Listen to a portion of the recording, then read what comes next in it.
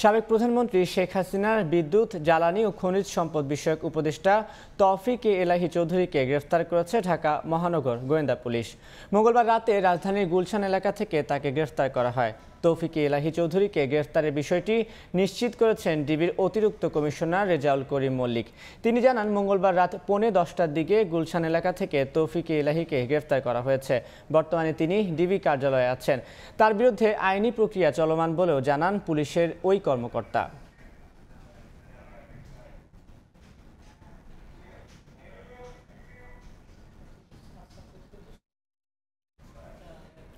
এই মুহূর্তে ঢাকা সিএমএম আদালতে আছেন রিপোর্টার মাইনুল আহসান। সরাসরি যাচ্ছি তার কাছে।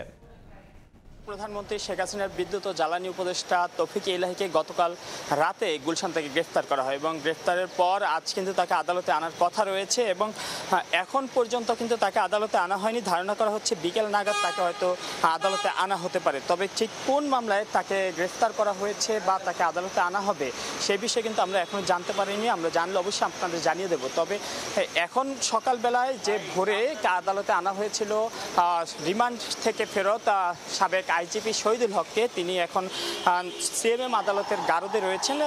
তাকে কিছুক্ষণের মধ্যেই হয়তো আদালতে তোলা হবে। হয়তো তার আবার পুনরায় রিমান্ড চাওয়া হতে পারে, অথবা যদি অন্য কোনো মামলায়, আর যদি তা না হয় তাকে হয়তো পুনরায় এখান থেকে কারাগারে প্রেরণ করা হতে পারে। এদিকে যেটা বলছিলাম যে তৌফিক এলাহী সাবেক প্রধানমন্ত্রী জ্বালানি উপদেষ্টা ছিলেন এবং আমরা গত কয়েকদিনে দেখেছি অনেক মামলা হয়েছে তাদের নামে। তবে তাকে ঠিক কোন মামলায় গ্রেফতার করেছে তা এখন আমরা জানতে পারিনি। এদিকে এই যে মামলায় শহীদুল হককে গ্রেফতার করা হয়েছিল সেই মামলাটি ছিল নিউ মার্কেট থানার একটি হত্যা মামলা।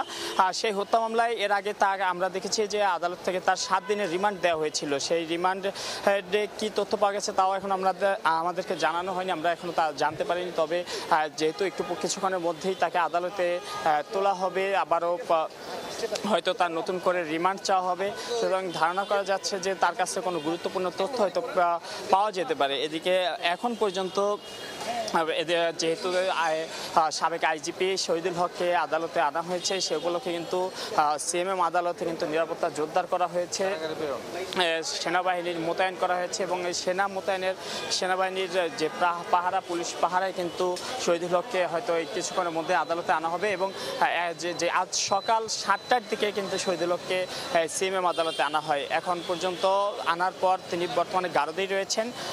তবে কখন তাকে আদালতে তোলা হবে সে বিষয়ে এখনো আমরা জানতে পারিনি। তবে যেহেতু আমরা পুলিশের সাথে কথা বলেছি, তার বলেছেন যে একটু কারিগরি জটিলতা আছে, সেই জটিলতা কাটিয়ে দ্রুতই তাকে আদালতে আনা হতে পারে।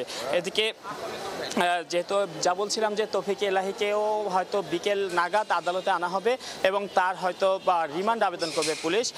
এই ছিল ঢাকার সিএমএম আদালত থেকে আমার কাছে সর্বশেষ। এতক্ষণ সরাসরি যুক্ত ছিলাম সিএমএম আদালতে।